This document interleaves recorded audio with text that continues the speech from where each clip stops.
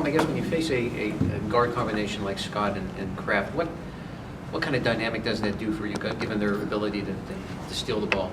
Well, it's Smith, it's their whole team, but it's really I would never just make it be two guys. I mean, Lenzel Smith has done a lot of great things too. They're tremendous defensively.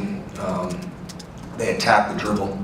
They do a great job of getting into the elbows, and they'll come off their man. They can cover a lot of ground. They're very, very experienced, and they use that experience to create havoc. You know, you dribble, and if you're not tough and strong with the dribble, or if you over-penetrate, if you don't make simple plays, simple passes, it can really hurt you. What are you having, with that in mind, what are you having you guys, you know, especially your guys, think about going into this? What you just be very smart, be very strong with the ball. And there's certain places to try to stay away from attack point-wise, and other places that are a little more tangible for us, but the big thing is to keep the ball moving, keep the bodies moving, use the entire court, and be very, I mean, I can't stress it enough, be very, very strong with the ball, and have your head, and don't drive into a crowd and allow them to be at their best. You know, you have to make quick passes, early passes, and keep your head up. When you went back and watched the film, I know you talked about you were impressed with Sheehy just right after the game.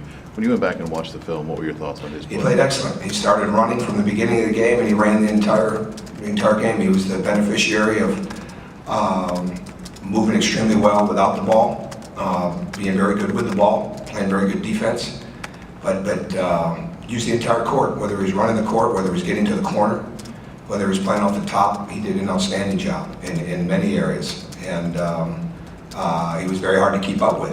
You know, whether he was running the court or whether he was moving in the half court. And I thought it was great to see that, and great for the young guys to see that works, and great for him to have a day like that, because that's what he's capable of when he's playing with and without the ball like that. And you mentioned after that game that it hasn't always been easy for Will this year, basically. What has this year been like for him? What are some of the challenges, I guess, he's had to deal with being, you know, the senior captain? Oh, you know, I don't know. I think you have to ask him. I think he's done a great job. So, I mean, I think there's a lot of expectations. He's extremely smart, very cerebral. He can, what I like about him right now is that there's no qualms whatsoever that he knows his voice matters. And when he plays that way, and when he leads that way, whether it's practice or games, everybody is better. And I think he's a great teammate, because no one can ever look at him and think that he didn't bring his absolute best energy level and fierceness every day. And then when he talks and he plays with that confidence the way that he's been playing, it's infectious for everyone. So I think, I mean, it's just all part of a growth process. You know, as a player and as a person, and you have to get used to new guys. I mean, that's a big part of it. But you also have to understand that your voice really matters, because you know what you're talking about and you know what you're doing, no matter who's out there. And we're much better when he's doing it, and we're not nearly as good when he's not. And he makes the game easier for others because of his leadership. What's he done maybe toward the end of the year that maybe he didn't at the beginning, in terms of, especially when it comes to dealing with the guys, in terms of making sure everybody's doing it, and I guess in terms of using his weapons? That's simple. Remember that he's really good. He's remembering that he's a really good player, and just putting all that together. And I know that sounds minor, but it's big. I mean, that edge is okay. You know, when he's got that edge and that toughness, and he brings great joy to the game. And that's when he's at his best, and playing like he's a really good player. Have you seen some of the younger guys, I mean, maybe get more vocal because they've watched him, they've learned from him? Maybe Well, I think they're getting more vocal because that's just what they have to do, but we're still not, you know, where communication is the hardest thing in any situation, whether it doesn't make any difference. Family, business, teams, I mean, it doesn't make any difference. I mean, a lot of people can get you, 70, 80% of the way there communication-wise. It's that last 20%. It's like the last 20% of effort. Those are what really separate you. And our team has had to grow in that area a bunch, and I'm sure it helps that he's like that. But eventually, you just start to understand that that's really important. And we're not all the way there yet. And what we're trying to get this team to understand is the more communicative they are, the more aware they'll be. The more aware they are, the more communicative they'll be. Then all of a sudden, you're not getting beat on back cuts. You're not making mistakes in game plans. You know, you have to be. When you're not in practice, when you're on the outside, it's one thing to say, okay, get a mental rep. I don't think that's good enough. You got to get verbal reps too. So when you're standing on the outside, you're not only watching what's happening, but you have to talk it through.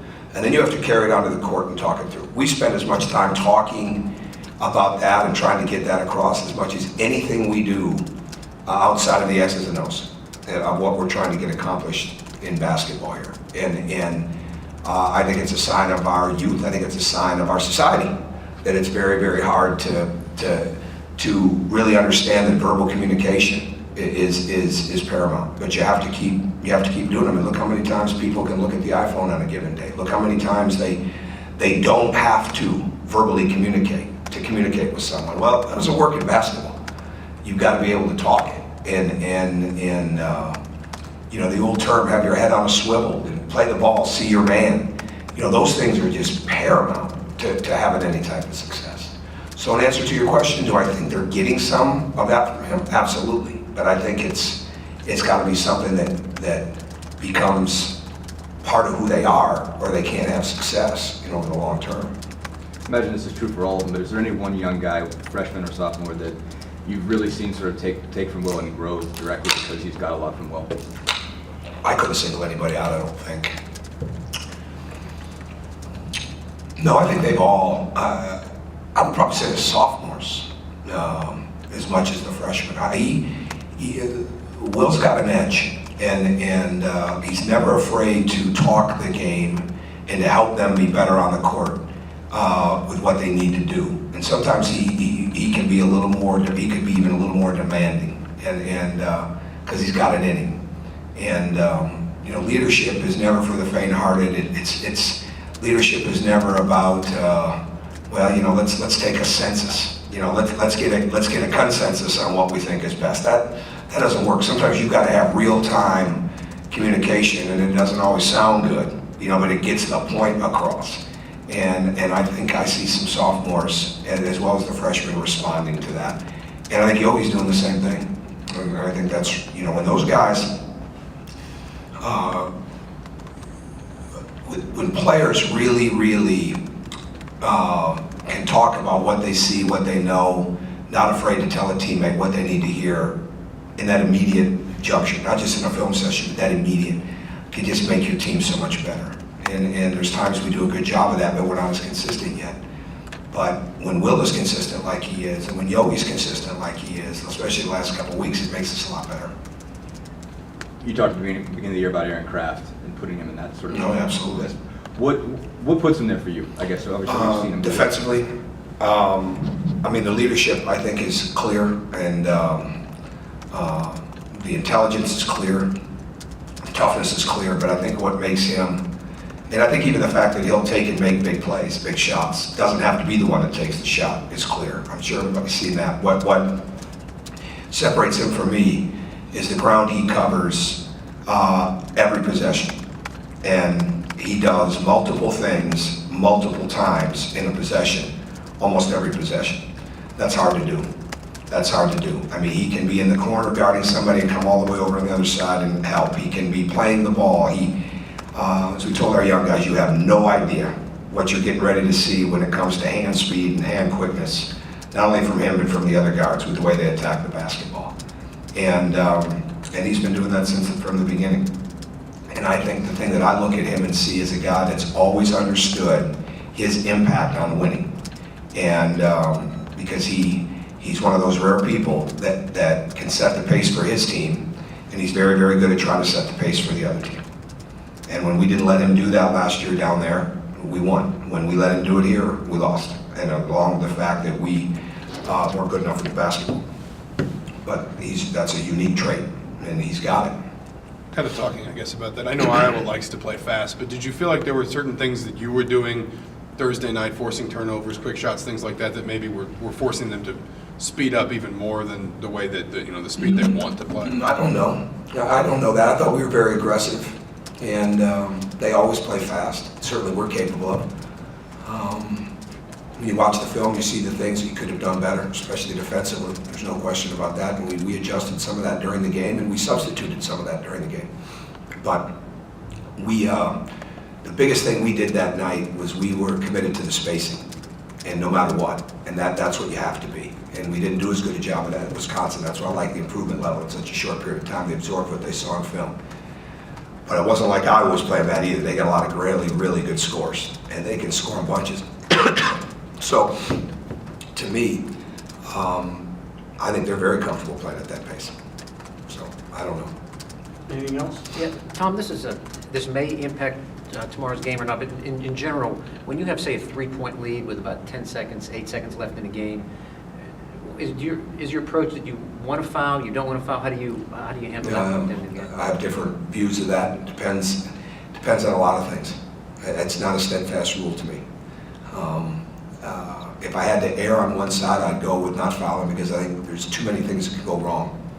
When you really break it down, you got to be really good at it. And you have to be really, really good at rebounding that free throw. And you all look at Noah with a couple of putbacks he's had lately. I mean, it only takes one mistake to be costly. So there's different views of it, and there's different strategies to it. And I think it kind of depends on the situation, what that game situation is. But